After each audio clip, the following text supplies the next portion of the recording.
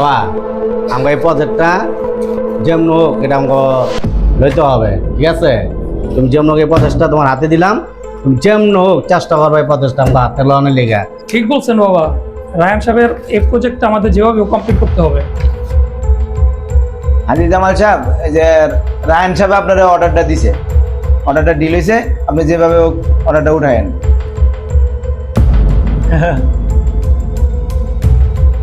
বুঝছেন, রায়ান সাহেব পুরো পাগল হয়ে গেছে গা। হাজি জামাল সাহেবের কাছে অর্ডার দিছে, অর্ডার তো উঠাইতেই পারবো না, যে অবস্থা অফিসে। হ্যাঁ অফিসের যে অবস্থা, ঠিক আছে ফাইল থাক।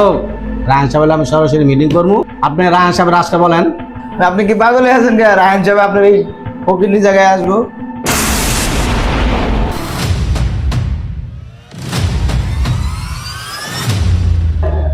রায়ন সাহেব হাজি জামাল সাহেবের অফিসে 10 মিনিট তোমার দেখতে চাই। সাহেব তোর এখানে কি, বাইরে ওখান থেকে। কি করলি তুই ফকিরনির ভূত? তুই কার নাম নিলি মুখে? রায়ান সাহেব তুই চিনস? স্যার যা বলবেন সাবধানে বলবেন, মুখের ব্যাপার খারাপ করবেন না। কি করলি তুই ফকিরনির ভূত? রায়ন স্যার আপনি এখানে? এই ফকিরনির ভূত কি করে জানেন? কারে না কারে ফোন দেয়, ফোন দিয়ে কয় রায়ন সাহেব এখানে আসেন, আপনার নাম বিক্রি করে স্যার। আপনার নাম বিক্রি করে দেখে স্যার আমি দুইটা দিছি বদনা। সরি স্যার, 10 মিনিট আগে মিটে স্যার, মাফ করে দেন স্যার। স্যার কাছে মাফ চা। স্যার মাফ করে দিন স্যার।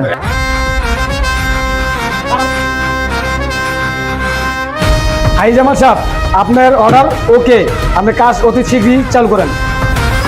স্যার ওরা আপনার চিনতে পারে না স্যার, স্যার ক্ষমা করে দেবেন স্যার। তুমি জানো উনি কে? উনি আমারও বস। স্যার আসি স্যার, আসসালামু আলাইকুম। বাবা আমি আগেই বলছিলাম ও সাধারণ কোনো মানুষ না, অবশ্যই ওর ভিতরে কোনো রহস্য আছে। সাহেব তোমার সাথে কিছু কথা আছে আমার, তুমি বাসা চলো। ঠিক আছে স্যার।